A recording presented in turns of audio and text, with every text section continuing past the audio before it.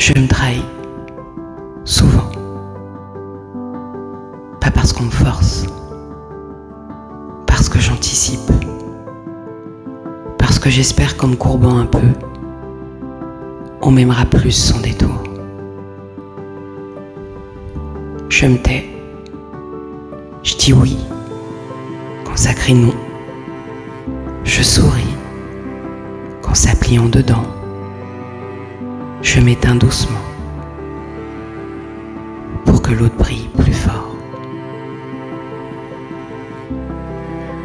Depuis toujours, mes limites ont été franchies, avant même que je sache les nommer. Alors comment les poser, ces frontières floues, quand mon espace a toujours été traversé sans accord? Où mettre ce fameux curseur? Qu'est-ce qui est trop? Qu'est-ce qui est acceptable? Et qu'est-ce qui est moi? Et qu'est-ce qui est la peur de perdre l'autre? Ma nature, c'est la paix. Arrondir les angles, adoucir les gestes, tendre la main même quand on m'y enferme. J'arrondis, je comprends, je pardonne. Je déguise la violence en malentendu, l'abus en maladresse. Et j'appelle cela de l'amour.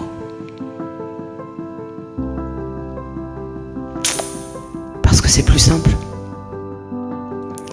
Je préfère croire à la douceur, parce que c'est un refuge, un abri fragile contre la tempête. Parce que je suis naïve. Je veux voir le meilleur chez les autres. Ignorer l'ombre qui s'y cache parfois. Je déguise la manipulation, la méchanceté, je la polis, je l'oublie, comme si ça allait passer.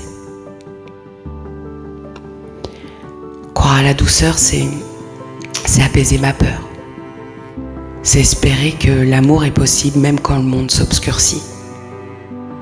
C'est un équilibre entre ma peur d'être blessée et mon besoin ardent d'aimer et d'être aimé. Alors je préfère me trahir, plutôt que de briser cette promesse invisible faite sans mots. Tu es plus important que moi. Je me mets de côté par réflexe, par loyauté, et par peur qu'on m'abandonne, si j'ose exister trop fort. Dire non, c'est pas un réflexe. C'est un chemin long, une lutte intérieure, une danse entre la peur et la nécessité. D'abord, il y a la voix qui murmure, qui doute, qui existe, qui pèse les conséquences, qui cherche la paix à tout prix. Puis il a mon cœur qui serre, ma colère qui monte, l'émotion qui éclate et ce besoin de poser une limite et de dire assez. Quand je dis non, c'est un tremblement de terre de tout mon être. Mais c'est que le début en fait finalement. Parce qu'il faut le tenir ce non. Le répéter. Montrer la limite et la garder. Et c'est là que le combat commence. Parce qu'à l'intérieur, ça me supplie. Fais un pas en arrière. T'en fais trop. C'est pas si grave. Hein. Ça, c'est ma voix, mon ancienne voix, qui préfère la paix que la vérité. Puis en dehors, les autres s'y mettent. Tu compliques, t'exagères. Tu changes. Leur voix s'infiltre. Elles veulent dessiner mon dedans, me faire douter de moi jusqu'à me reprendre. Mais cette fois-ci, je tiens. Je tiens ma limite comme une frontière sacrée, pas contre l'autre, pour moi. Je tiens même quand tout en moi veut tomber. Je tiens malgré le vertige du vide, malgré la peur collée à mes pas, malgré la faim d'être vu, la faim d'être reconnu et d'être ramené au monde par un regard. Est-ce lui l'autre qui me donne le droit d'exister? Ou est-ce moi qui me cherche à travers ses yeux?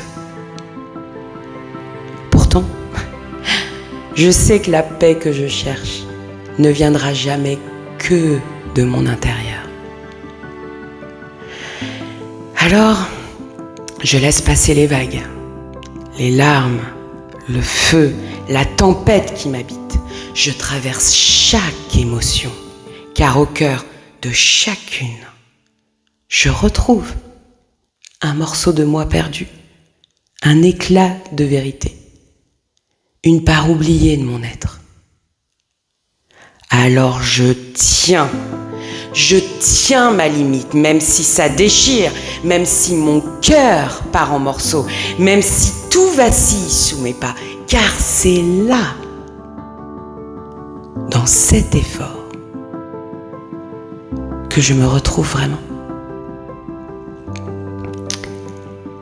Dans cette clarté, je refuse de trahir qui je suis, de renier mes combats, de fuir ce feu intérieur. Je tiens ma limite, pas pour plaire, mais pour me sauver, pour être libre, pour être moi.